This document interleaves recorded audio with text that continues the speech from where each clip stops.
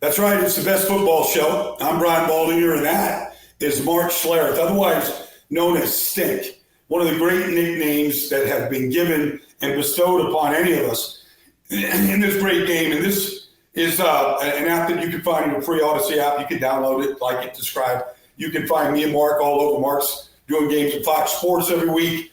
I'm out there and doing national games. And so, Mark, I want to kind of get started. I thought, I always think that this is the one sport where coaching really matters. And not just head coaches, but developing players, assistant coaches, game planning. And I saw an example of it this week, Mark, and I watched it all year. The Tampa Bay Buccaneers couldn't run the ball since Tom Brady left it all. And you can find out a lot of different reasons why they could not run it. And this year, they're somewhere around fourth or fifth in the league, and they just ran the ball down the Chargers' throats at SoFi Stadium this weekend, and it was impressive. It was impressive because I think there's a couple things at play. It's Liam Cohen, the offensive coordinator, is committed to the run. The addition of Graham Barton at center, I always think, Mark, you're about as strong in the offensive line as your center. Show me a bad offensive line, I'll show you a center that's a problem. And so I think Graham Barton has made a difference. And then I think the backs, Bucky Irving is a good back. He sees the hole. He has a good burst. And I think it shocked the Chargers how well they ran the ball. And I think coaching matters in all this, Mark. And I see one of the great coaching jobs take place. I don't know what the Bucs are going to do down the stretch with 3 games to go, but they're in the driver's seat to go win that division for the 4th year in a row.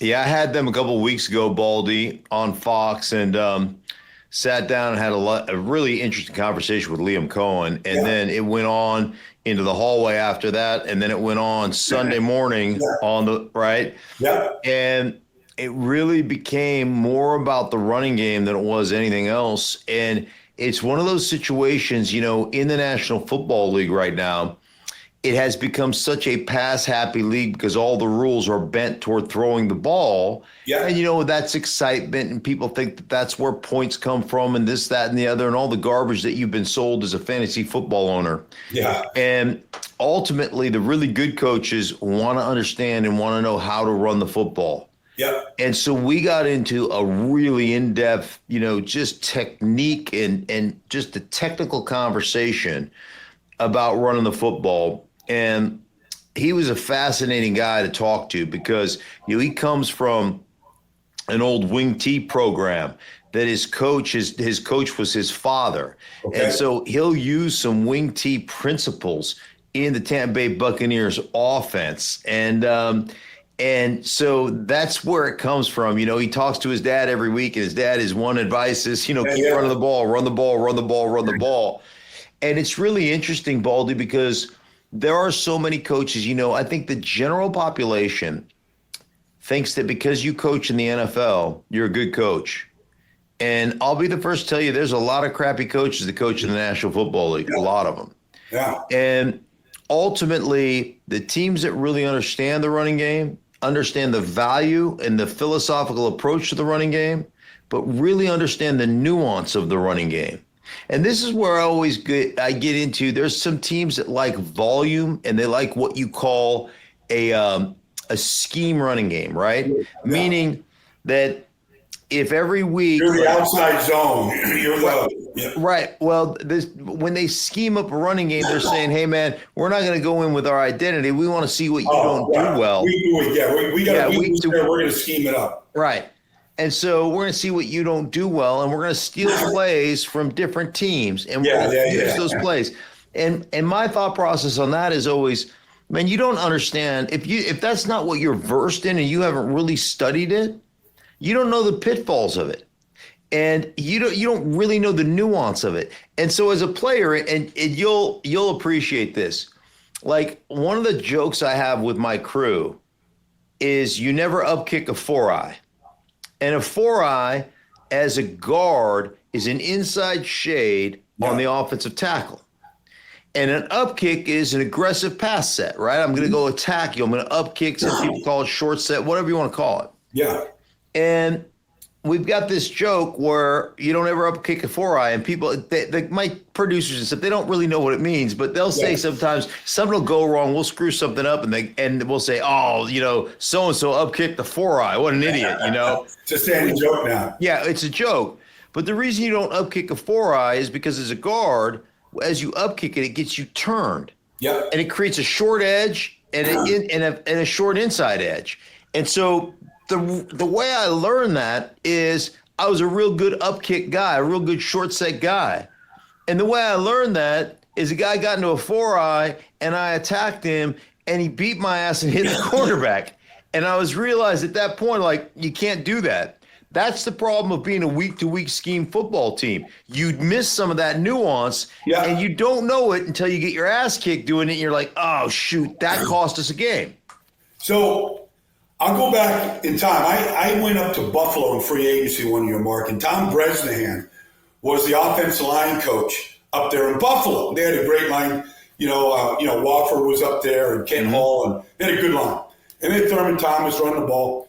But honestly, I could teach you I could still teach you that run game in 5 minutes. I can still call it for you. 16, 18, counters, inside dive, outside zone, draw. And the thing that was attractive about it wasn't just the simplicity. But to your point, though, Mark, is when you went out every individual period, we ran those plays. So we were never fooled by the inside 4-eye and how we were going to attack that. Yeah. We were never fooled if they got into an odd front. We were never fooled if they reduced the front and they played a barrel. Like, we saw every look, every day, in every individual period. And so we could never be fooled. Yeah. You might say, okay, well, we're going to stop Thurman Thomas inside zone. Okay, fine. We're still going to run it. We might have a counter to it or whatever, but like our individual periods and everything that we got good at was basically what we did on Sundays. And it wasn't, to your point, where we're just going to game plan and cherry pick plays because they worked last week for this other team. Yeah. You know what? It's so interesting you say it, Baldy, because in my team that I played for in Denver, when we went, back-to-back world championships, and Terrell Davis went 1,400 yards and 1,700 yards and 2,000 yards in 3 consecutive seasons or whatever it was, we really ran 6 plays. And we put some window dressing on it, and we changed personnel groupings and formations and stuff, but we ran 6 plays. And I call it always the 10,000-hour rule. Yeah. Is, I've done this, or 10,000 play rule. I've done this play 10,000 times.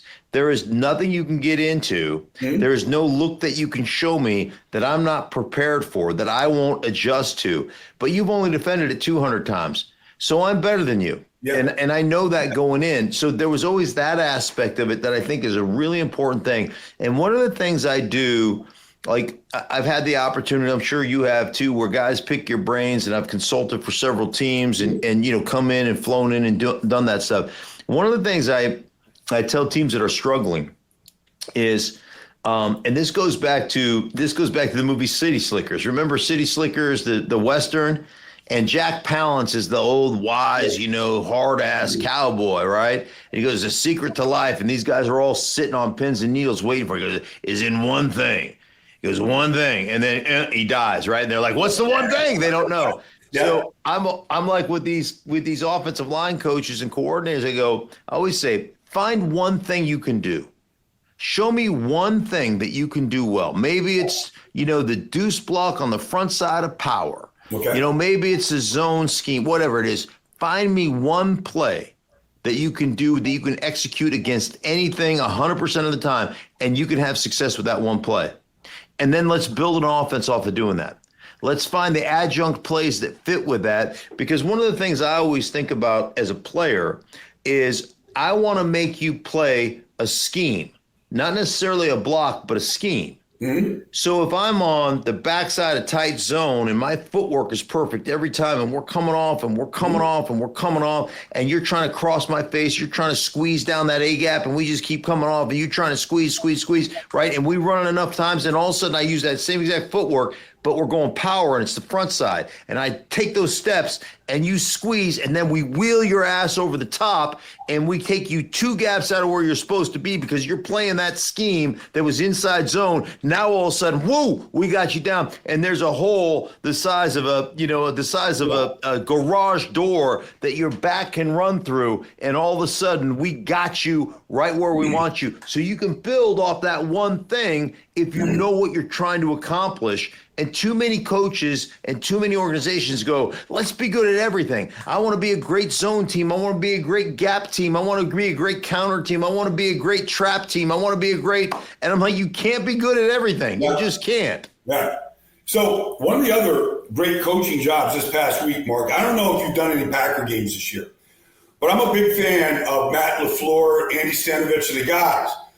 And that Packer team went up to Seattle. They had won 4 in a row. They looked pretty good. They'd shut a bunch of teams down. Leonard Williams looked like he was a Pro Bowl player. I saw, first of all, Green Bay's offensive line and tight ends, they're all homegrown. They've drafted all those guys. Josh Myers, Elton Jenkins, Zach Tom, Rasheed Walker, like the whole group. They went up to Seattle in that atmosphere, and they had a hell of a day. And then Matt LaFleur is committed to the run.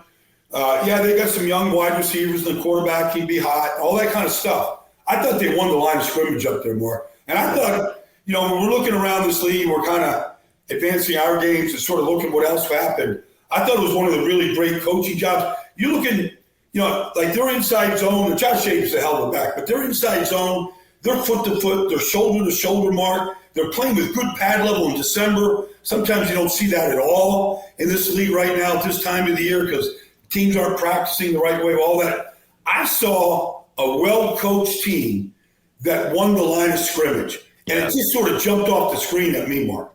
Yeah, they do. And LaFleur and that group do a great job with that. They've been that way for a while. It's funny. Before I moved out here to New York to do this full-time show on FS1, Breakfast Ball, you can check me out 8 o'clock every morning, Monday through Friday. But before I moved out here, I was coaching a little league team or a Pop Warner team with Peyton Manning.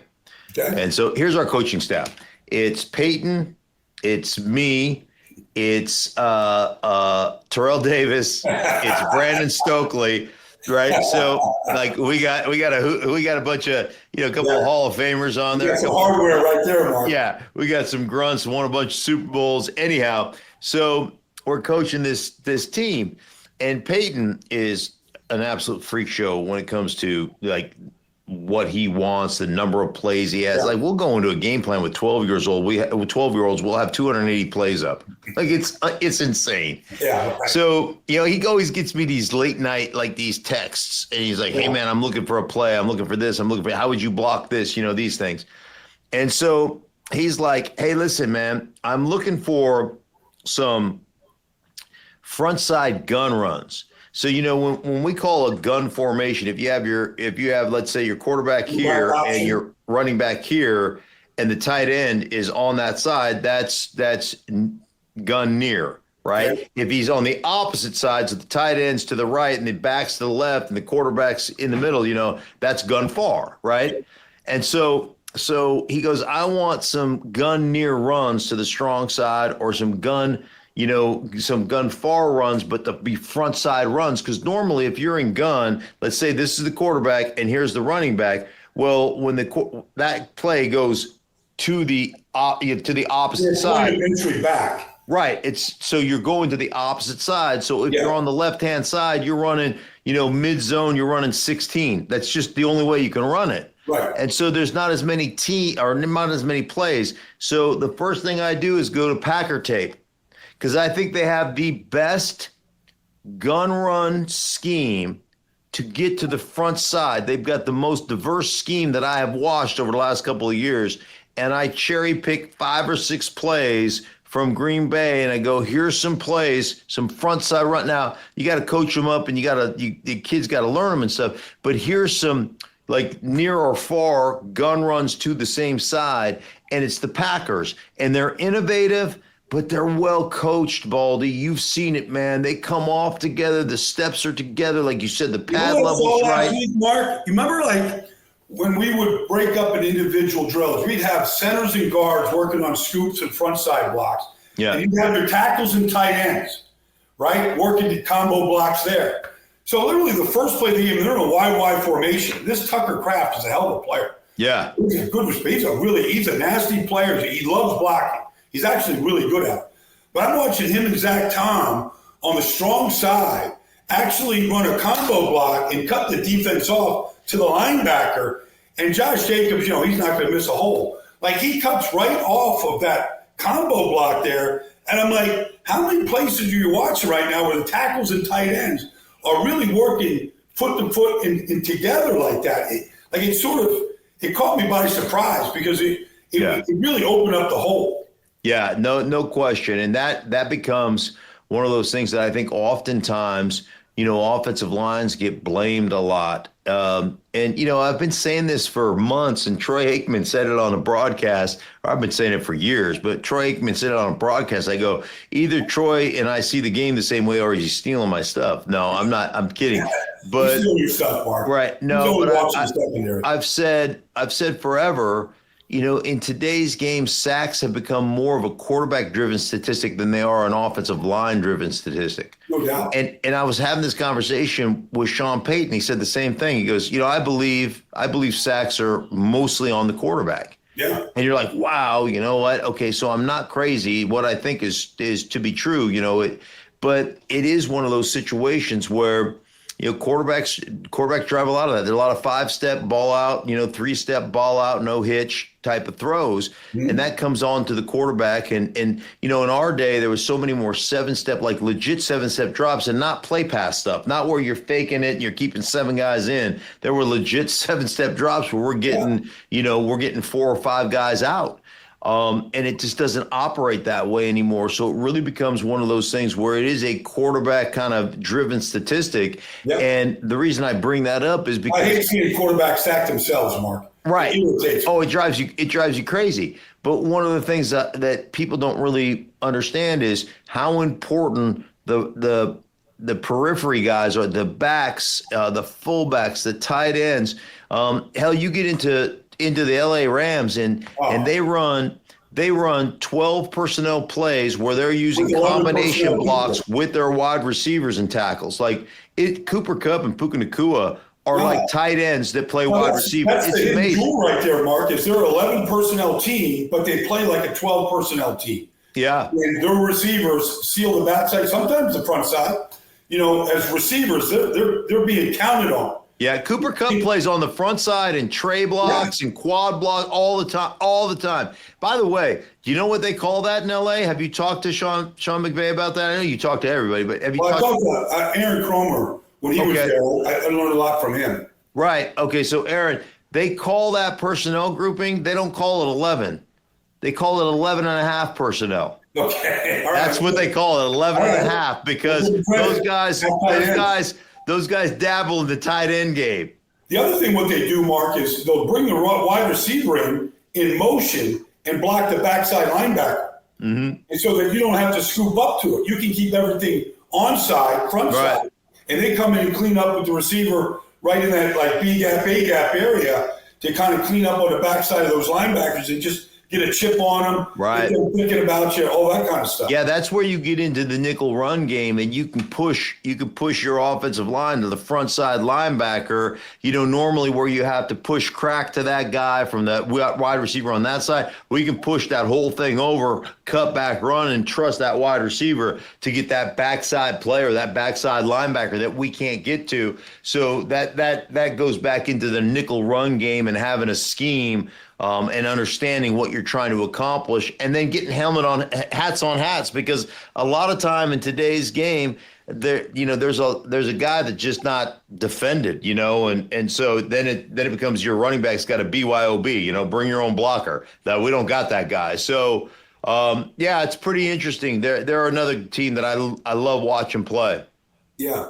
The other thing, you talk about a hat on a hat. I mean, it's cliche, right? But like I see these teams turning guys loose, Mark, and I'm going, what happened to just blocking the most dangerous man? Like, why are we blocking the backside defensive end and turning the will linebacker loose? Yeah. Like, it's just, I'm watching the Giants, and they do this stuff all the time.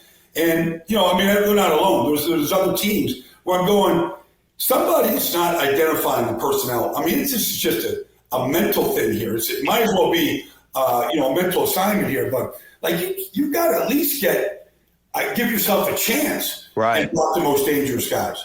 It drives me crazy. It drives me nuts. I'm like, how do we not know the number count? Right. How do we not know? And you know what I think it is, Baldy?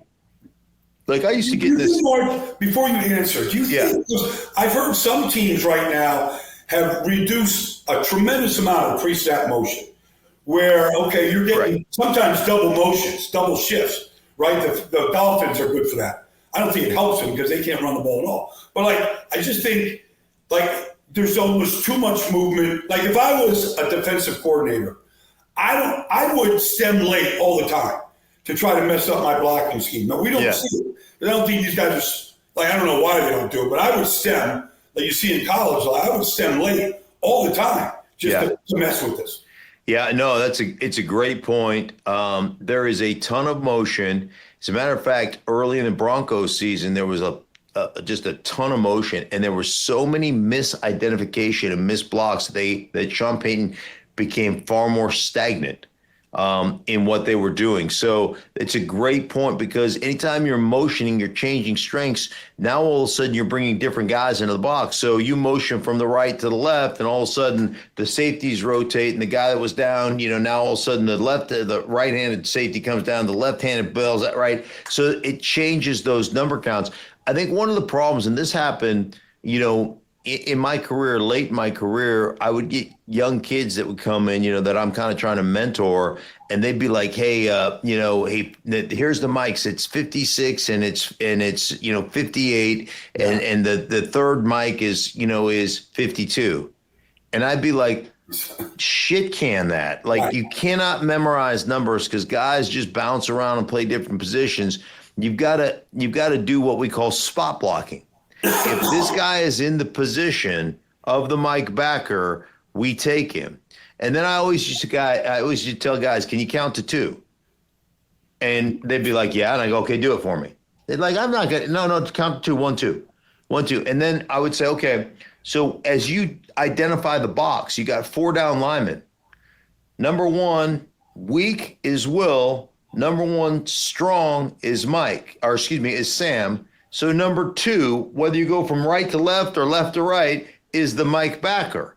And then that's all you have to do. So even in nickel, if you look at nickel, when you take a Will out and move a nickel guy in, he becomes 1, and the next guy becomes the Mike, number 2. And then it becomes spot blocking.